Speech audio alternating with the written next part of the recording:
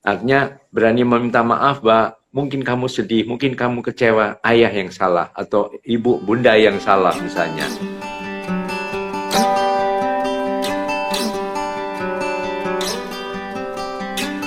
Oke. Halo, selamat Ya, malam. Assalamualaikum ya, selamat warahmatullahi malam Mbak Irina. wabarakatuh. Ya, Waalaikumsalam warahmatullahi wabarakatuh. Ya, mohon maaf ini baru nyampe ini langsung. Wah, Dan luar masih biasa. Luar biasa. Bahkan Kak Seto ini dari zaman saya belum jadi orang tua, Kak Seto, saya udah ngeliat Kak Seto benar-benar peduli dengan dunia anak-anak. Dan ternyata Kak Seto kalau dihitung-hitung sudah 51 tahun ya mengabdi di Iya, dunia betul. anak-anak. 51 Luar tahun, ya. biasa. Banyak yang nitip salam untuk Kak Seto, katanya Kak Seto ini adalah childhood heroes-nya mereka. Salam juga, salam hormat, salam sehat. Ya. Salam sehat, Kak Seto sehat ya. Mudah-mudahan nggak capek nih Ya, ya, karena betul. perjalanan dari Tegal. Ya, enggak. Yang penting selalu semangat dan selalu gembira itu. Jadi terobati dengan perasaan Yes, gembira dan semangat ini dan ingin segera bertemu dengan sahabat-sahabat semua bersama dengan Mbak Erina Koto. Ya. benar. Saya ini adalah moderator dari Parents University, Kak Seto. Kami ini adalah media belajar untuk orang tua, karena kita percaya bahwa Hmm, anak hebat lahir dari orang tua yang mau belajar. Jadi orang tua itu belajarnya seumur hidup. Benar ya Kak Seto ya? betul. Ya, ya, betul. Termasuk Ya. malam hari ini kita akan belajar bersama dengan Dr. Seto Mulyadi MSI Psikolog, seorang psikolog, Ketua Umum Lembaga Perlindungan Anak Indonesia, yang YouTube channelnya ada Kak Ya. Seto Sahabat Anak, dan jangan lupa juga follow Instagramnya di @kakseto_sahabat_anak. Kak Seto, malam Ya. hari ini kita akan belajar mengenai sebuah perceraian, Ya, konsekuensi dan oke, juga oke. dampak dari perceraian orang tua terhadap anak nantinya. Sebenarnya Kak Seto, dari Kak Seto mungkin pasti udah banyak banget menangani anak-anak dengan kasus yang berbeda-beda. Kalau untuk anak Ya. yang orang tuanya bercerai, sebenarnya apa sih yang mereka benar-benar rasain, Kak? Iya, saya kira semua orang mendambakan suasana yang penuh kemesraan, kekompakan, kerukunan, perdamaian, dan sebagainya. Jadi manakala kemudian seorang anak melihat orang tuanya terpaksa harus berpisah, maka memang hati anak juga akan terluka. Begitu. Jadi tidak ada seorang anak pun yang setuju atau kemudian ini kalau orang tuanya berpisah. Ya, jadi Hmm. intinya itu. Tetapi juga bukan berarti kalau misalnya ada satu masalah dari orang tua, misalnya orang tuanya salah satu, misalnya ayahnya keras, suka memukuli dan sebagainya, ya tentu anak juga tidak ingin juga demikian.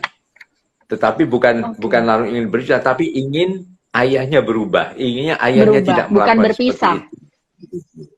Iya, betul, betul. Baik. Dan ini sangat berpengaruh dengan kesehatan mental seorang anak. Kebanyakan kalau seorang anak yang orang tuanya berpisah, biasanya mereka punya ciri-ciri seperti apa, Kak Seto? Ya, tentu pertama kalau biasanya ceria, senang bernyanyi, senyum, ya itu berubah. Ya, mendengar itu saja, mendengar akan berpisah pasti langsung akan ibaratnya down begitu. Jadi misalnya ya banyak merenung, kemudian menutup diri, tidak senang bergaul, dan kemudian ya menimbulkan berbagai perilaku-perilaku tertentu, misalnya marah-marah, kemudian nggak mau belajar, ya mungkin itu yang akan mengganggu proses tumbuh kembangnya anak secara lebih sehat. Artinya semuanya akan terkendala, jadi mungkin juga nggak bisa tidur, nggak doyan makan, terus akhirnya nggak mau banyak bergerak, tapi akhirnya yang meledak-ledak, marah-marah, atau mungkin menangis sendirian. Nah ini kan tanpa sadar akan merupakan kekerasan terhadap anak secara psikologis, begitu. Oke. Bisa dibilang itu juga sebuah pelampiasan seorang anak karena merasa sakit hati. Iya, iya. Kalau untuk hal Dan negatifnya. salah-salah juga, ya salah-salah dampaknya ke depan adalah ya memiliki konsep yang negatif mengenai kehidupan pernikahan, kehidupan keluarga. Oke. Beberapa anak Oke. misalnya mengatakan, kalau gini caranya, udah aku juga nggak mau berkeluarga deh. Udah aku mau hidup sendiri selamanya, dan sebagainya. Jadi dia juga memikirkan daripada nanti juga ini aku punya anak, anakku juga terlantar seperti aku sekarang. Nah, beberapa anak yang diberi kesempatan untuk mengungkapkan perasaannya secara bebas ya, itu juga sering menyampaikan hal seperti itu, begitu. Oke, ada rasa trauma untuk berkeluarga nantinya. Kak, gimana Iya, kalau orang tua yang mungkin berpisahnya secara baik-baik? Apakah nanti dampaknya akan lebih baik atau sebenarnya akan sama aja? iya. Artinya kalau ada beberapa yang kemudian dengan cara-cara pendidikan yang baik kepada anak, kedua belah pihak, dan kemudian perpisahannya itu tidak dengan konflik, tidak saling berebut hak asuh dan sebagainya, tapi selalu mengedepankan kepentingan terbaik bagi anak dan berani meminta maaf kepada anak. Artinya berani meminta maaf bahwa mungkin kamu sedih, mungkin kamu kecewa, ayah yang salah atau ibu, bunda yang salah misalnya. Ya, tapi ini justru untuk kepentingan terbaik kamu. Daripada misalnya dijelaskan daripada ayah sama ibu berantem terus akhirnya kamu pusing. Lebih baik kami berpisah tetapi kamu tidak kehilangan kami berdua. Ya, kami ayah tetap ayah kamu, ya, ibu tetap ibu kamu dan setiap saat berkomunikasi bisa. Dan kami juga berjanji akan tetap menghadapi itu dengan cara damai misalnya. Nah, hal itu memang kemudian banyak bisa menyelamatkan traumatik yang berkepanjangan pada anak. Akhirnya anak juga mulai bisa senyum, artinya bahwa ya sudah memahami bahwa ini adalah bagian dari hak orang tuanya, tetapi kedua beliau tidak meninggalkan tanggung jawabnya sebagai ayah maupun sebagai ibu, begitu. Oke, Kak, itu kan untuk anak yang sudah paham ya, kalau untuk dikasih penjelasan. Tapi untuk anak-anak yang mungkin pada saat orang tuanya bercerai masih kecil, seiring bertumbuhnya waktu, dia makin dewasa dan bertanya, bagaimanakah cara yang paling tepat, Kak Seto, untuk bisa menjelaskan kepada anak bahwa ayah ibunya sudah tidak bersama lagi? Atau mungkin umur berapa untuk kita bisa memberikan pemahaman yang tepat untuk anak? Iya, memang sebaiknya setelah anak juga bisa diajak berkomunikasi. Bisa diajak berkomunikasi, bisa memahami apa posisi-posisi masing-masing. Ya, biasanya anak usia 7 tahun sudah mulai bisa ya, anak usia kelas 1, kelas 2 SD sudah mulai bisa diajak berbicara mengenai hal itu. Nah, kalau misalnya agak lebih awal, mungkin ya dengan dongeng bisa juga dengan ini. Waktu itu ada apa misalnya ayah kelinci sama ibu kelinci. Nah, ayah kelinci berantem terus, nah ini adik anaknya sedih gitu. Lalu jangan berantem dong, ya sudah supaya nggak berantem, ya sudah sementara nggak usah bersama dulu ya, misalnya baik-baik. Tapi kalau nanti anak kelinci mau ketemu ibu, oh bisa, gak mudah sekali ya. Jadi suasana ini diberikan jaminan bahwa suasana hati anak tetap damai, tapi ibaratnya daripada bersama tapi kamu menderita, kami penuh dengan apa cekcok, berantem dan sebagainya, lebih baik berpisah tetapi kamu tetap dekat di hati ayah maupun di hati bunda, misalnya gitu. Jadi memang menjelaskannya perlu apa dengan cara-cara mendongeng, bercerita, berdialog. Nah, kalau sudah selesai misalnya, nah gimana perasaan kamu? Menurut kamu apa? Apa ada usulan apa misalnya? Kalau itu ya jangan pisah dong misalnya. Ya tapi kalau kami terus bersama, ini apa ya, terus berantem, terus ribut. Jadi ya agak sulit untuk dipaksakan begitu gitu. Sehingga secara bertahap anak mulai disadarkan bahwa pilihannya adalah yang terbaik adalah dengan cara berpisah, tapi bukan berpisah dalam arti kehilangan sama sekali. Itu saya kira bisa agak memulihkan anak, dan beberapa yang kami lihat juga, kami wawancari juga, hasil dari perpisahan dengan cara yang baik tetap bisa tumbuh dan berkembang dengan apa optimis, dan ya saling menghargai hak ayah dan ibunya, mungkin membentuk keluarga baru dan sebagainya, begitu. Oke, ini pas banget ada yang nanya Kak Seto. Kak, kalau pihak mantan suami yang tidak mau bertanggung jawab, bagaimana menjelaskan kepada anak dan pengasuhan ke depannya agar meminimalisir trauma anak? Nah, ini kadang-kadang bagian yang orang tuanya yang masih egonya tinggi. Iya, iya sebetulnya kan juga ada undang-undang juga yang melindungi anak ya, undang-undang perlindungan anak, bahwa bagaimana juga adalah hak anak untuk tetap diberi diberi biayanya dan sebagainya, itu adalah bagian dari kewajiban ayah atau suami.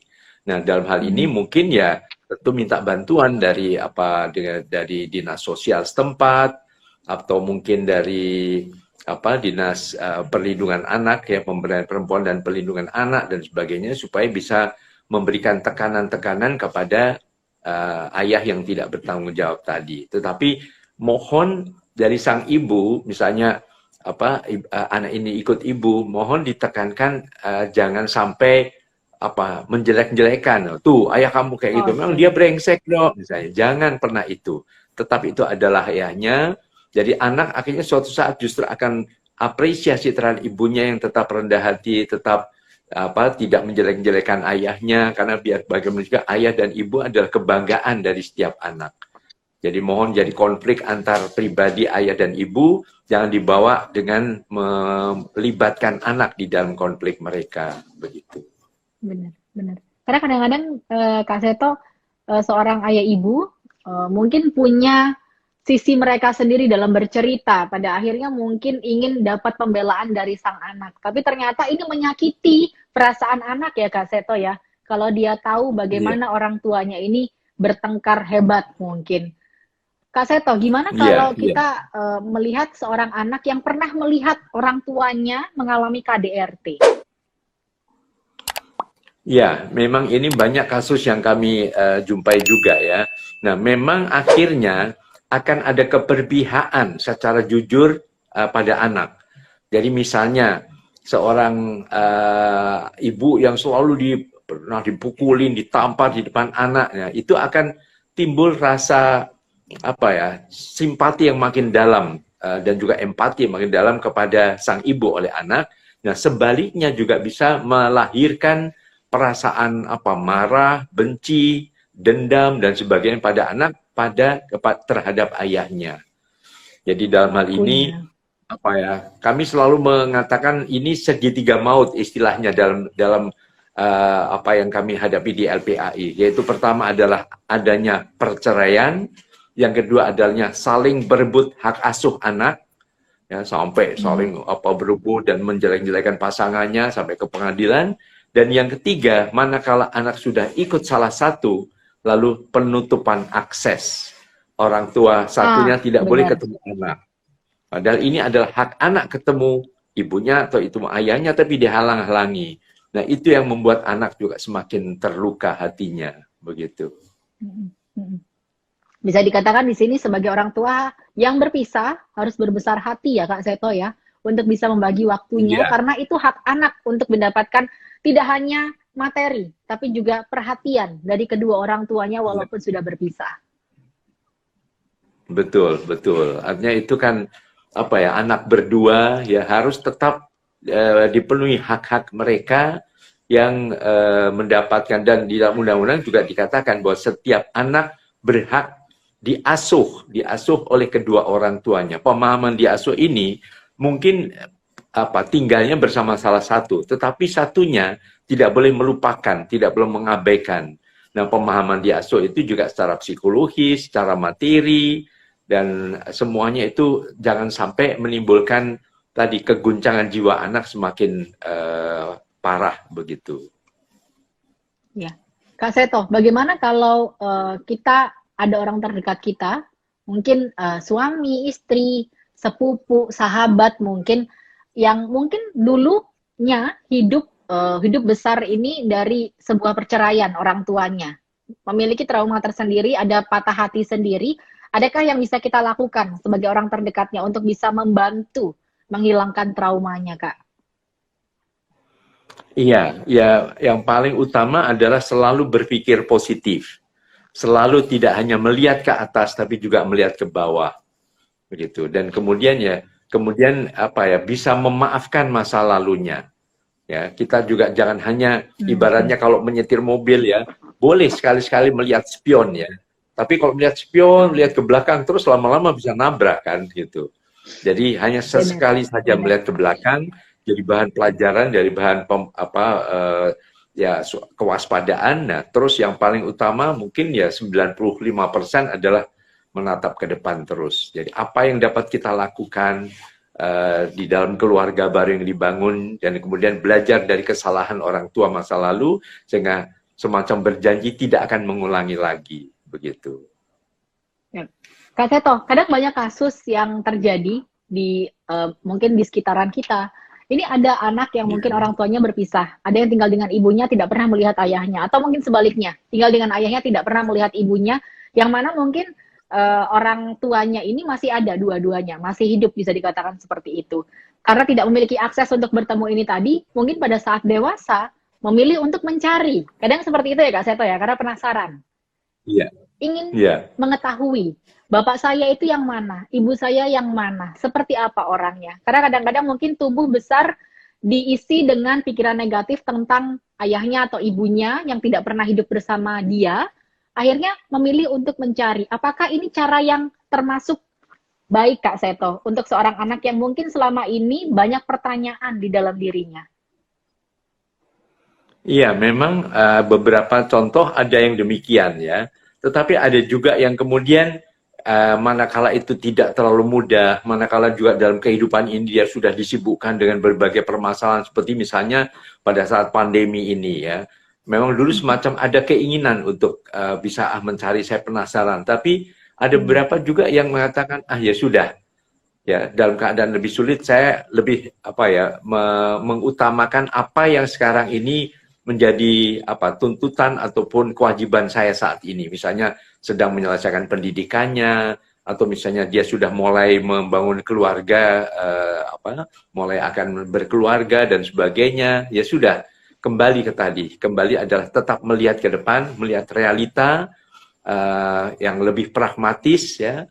Dan udah anggap saja sebagai suatu keadaan yang tidak terlalu mudah untuk diungkap lagi begitu.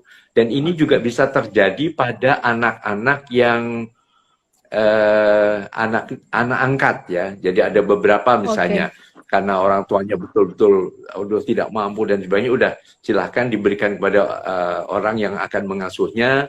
Ya mungkin dia mungkin udah pokoknya sudah percaya itu, yang penting dia anak itu bahagia. Nah kemudian ya sudah diberitahu dari kecil bahwa ini adalah ayah dan ibu kandung, padahal sebetulnya bukan ayah dan ibu angkat ya.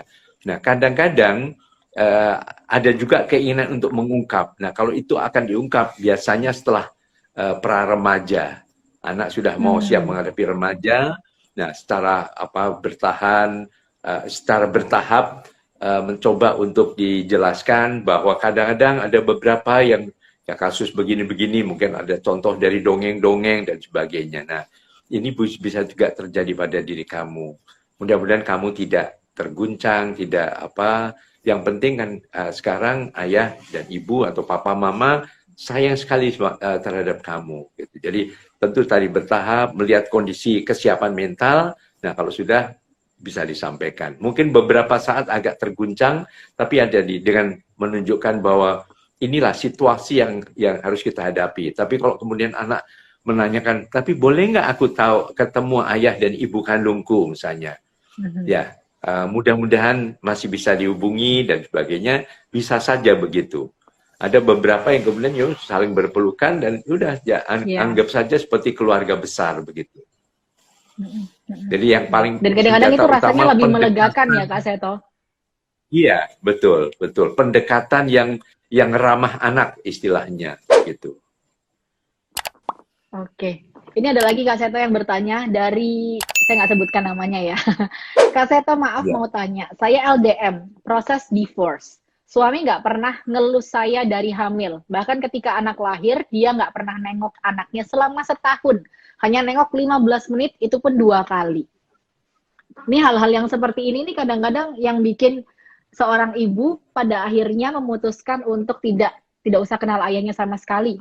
Gimana kalau menurut Kak Seto? Iya, mungkin artinya kita semua tidak terlalu memusatkan pada diri kita bahwa kita kecewa, kita marah, kita betul-betul sedih, begitu bisa saja. Tapi kembali mengedepankan kepentingan terbaik bagi anak.